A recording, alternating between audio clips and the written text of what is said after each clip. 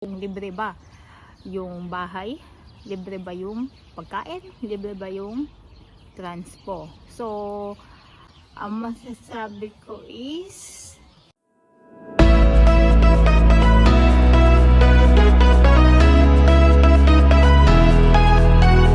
hi guys! Welcome back again to my channel. Ako nga pala uli si Ellie, isang OFW dito sa Croatia.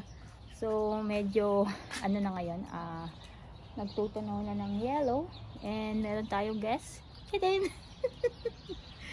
Yan yung isa sa pusa na pinapakain ko dito guys. So, ayun nga, bago ako pumunta sa topic kung libre ba yung bahay dito sa Croatia, libre ba yung pagkain, libre ba yung transpo. So, gusto ko lang linawin yung mga ibang bagay dun sa previous na video ko, na vlog ko, kasi maikli lang yung mga sinabi ko doon about kung paano makakapunta dito sa Europe. Marami din kasing nagtatanong kung meron daw age limit dito. So, ito kasi guys is yung mga sinasabi ko ay based sa naging requirements ng company namin dito.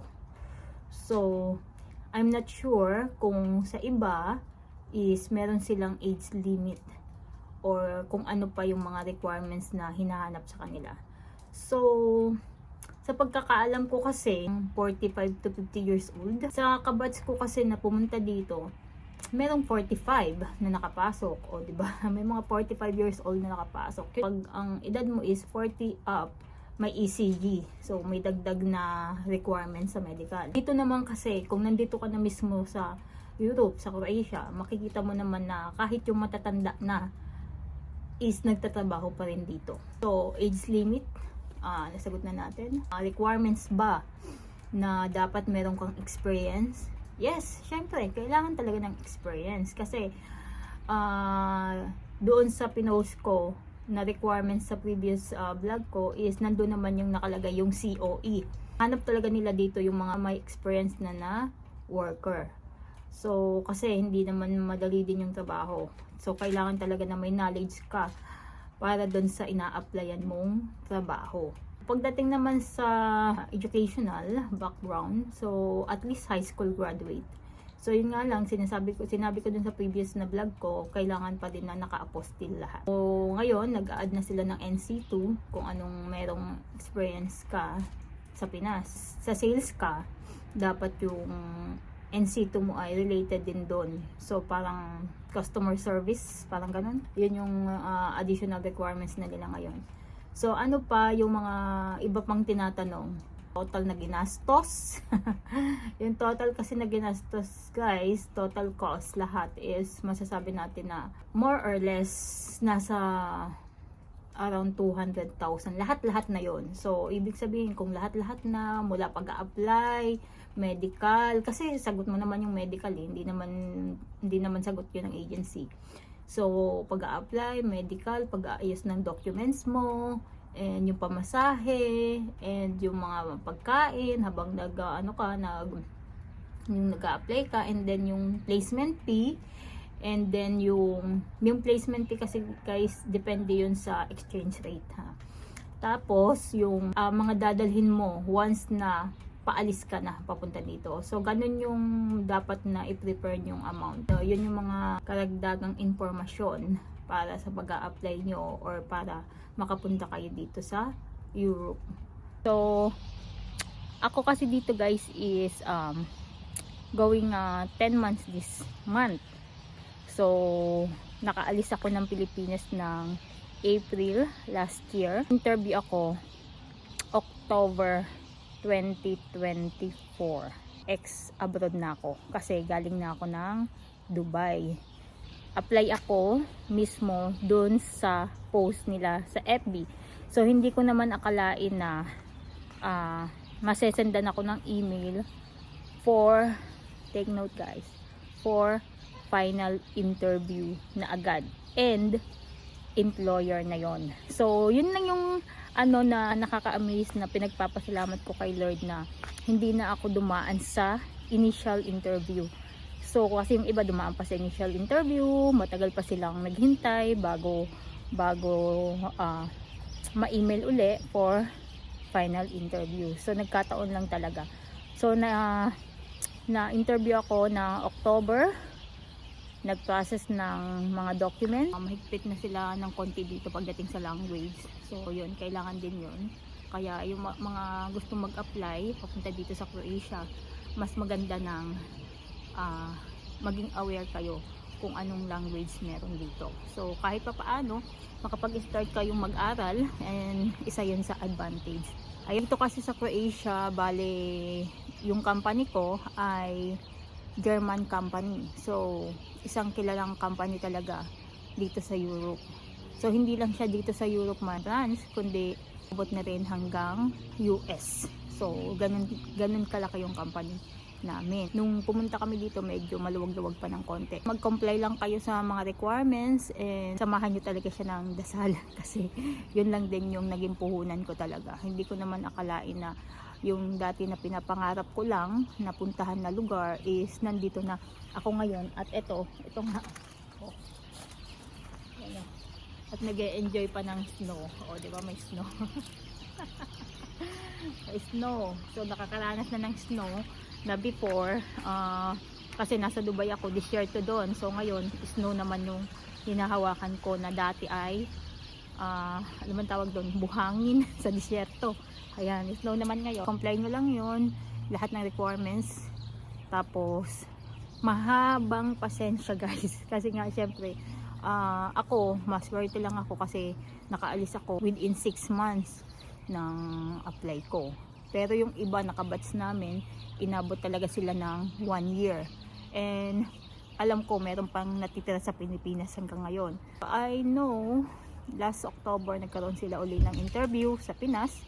And hindi ko lang sure kung every October sila nagkakaroon ng interview sa Pilipinas. So employer na yon. So nung mga time na yun may mga walk-in. Kaya mas maganda din talaga nag-aabang-abang kayo sa mga post nila sa FB. Kasi sa FB lang talaga sila nagpo-post ng hiring. Punta na tayo ngayon sa topic talaga natin. Libre ba yung bahay? Libre ba yung pagkain? Libre ba yung transpo? So, ang masasabi ko is, ito sa company namin Hindi ko kasi sinasabing lahat ng company dito sa Croatia nagpo-provide nun. Pero nasa batas nila, once na magka-hire sila ng mga foreign workers pupunta dito, is kailangan provided talaga nila ang accommodation. Yun. Ang masasabi ko lang talaga is napakaganda ng accommodation nila dito. So ipapakita ko sa inyo kung gaano kaganda yung bahay, which is yun yung bagong gawa lang na bahay talaga as in ito. Pero actually ito talaga yung pinakabahay.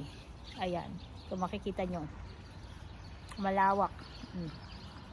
Yan talaga yung pinakabahay namin. Hindi kasi kung makakapunta kasi ako dito, malamig kasi, nakachinelas lang kasi ako guys. So try ko pumunta dito sa my garden and para makita nyo yung laki ng bahay. Ayan, so hanggang 3rd floor yan. So yung bahay na tinutuluyan ko is yun, yung puti na yan, na pinto. Yan yun. Ngayon papakita ko yung loob ng bahay, yung harap ng bahay. Makikita nyo na meron kaming kusina. Yan, may kusina kami. Then lahat ng gamit is bago.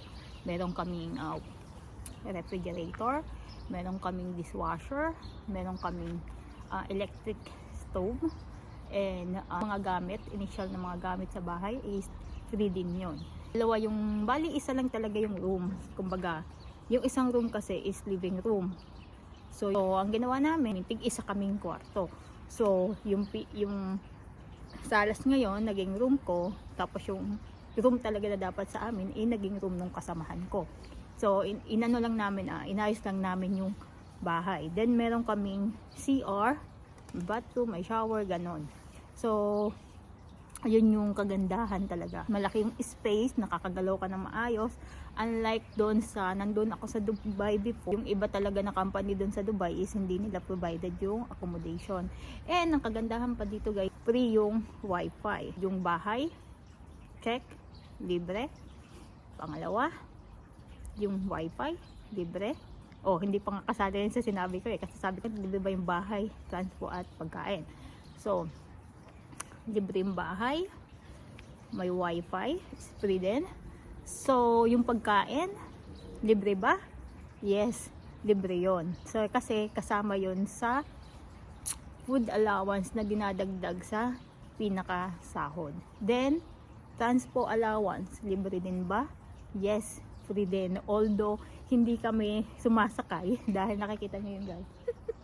Yung mga bisikleta na yan. Yan, tigisa kami ng bisikleta. So, hindi na kami sumasakay. Kasi, pag sasakay kasi kami, maglalakad pa kami doon sa bus station, ganyan. So, hindi na. Nagbabike na lang kami kasi medyo malayo din kasi yung workplace namin. Mga 10 to 15 minutes. Pag naglakad ka, mga 15 to 20 minutes. Ganon. Eh, kung magbabike ka na lang, so, kung mabagal ka talaga magbike, mga 15 minutes, pero mas mabilis talaga 10 minutes. Yon, so, pero libre pa din yung transportation kasi option naman yun eh. Kasi mali mo, kami mas gusto namin pala ngayong araw na to bus, so magbabas kami. So yun, meron kaming allowance for transportation, which is sinasama din yon sa sahod namin. So, nasagot ko na ba? Libre ba yung accommodation? Yes. Libre ba yung pagkain? Yes. Libre ba yung transportation? Yes. And libre ang wifi. Ayun yung kagandahan. Itong sinasabi ko sa inyo guys is sa company ko. Hindi ko alam kung sa ibang company is nililibre din nila yung wifi. Kasi siyempre, yung sa amin kasi sinagot na ng may-ari ng bahay. So maswerte na lang din kami ano. Wala kami binabayarang wifi kasi nung nasa Dubai ako, kahit merong accommodation yung company, nagbabayad kami ng wifi. So hati-hati kami sa wifi. Dito, ang masasabi ko lang is kung i-compare yung sinasahod ko before sa Dubai and dito, malaki yung difference niya guys. Bali para siyang na doble na walang deduction. Kung sasabihin nyo na kung maganda dito, maganda talaga. Kung ang pagbabasehan nyo ay talaga yung sahod, makakapag-ipon kayo dito ng mabilis. Yun yung kagandahan.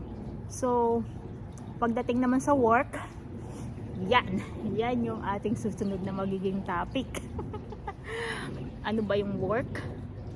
Work dito compare sa work sa Dubai. Kaya work sa Pinas, ganon. I-compare natin para meron kayong pagbabasehan. And yung kung sasabihin nyo yung sahod din sa Pinas, kung i-compare nyo dito, napakalayo, as in napakalayo. Masasabi ko na even professionals. Pero ito lang kasi reality, di ba? Konti lang yung nakakasahod ng sinasahod namin dito sa ngayon. So, bakit? Kasi syempre, 'di ba, sa Pinas, ang daming kaltas, 'di ba? So may mga taxes, may PhilHealth, may SS, madaming kinakaltas sa sahod. Although sabihin natin ang sahod mo ganito kalaki, sabihin natin na 50 mil yung sahod mo. 50 mil ba yung nati-take home mo? No.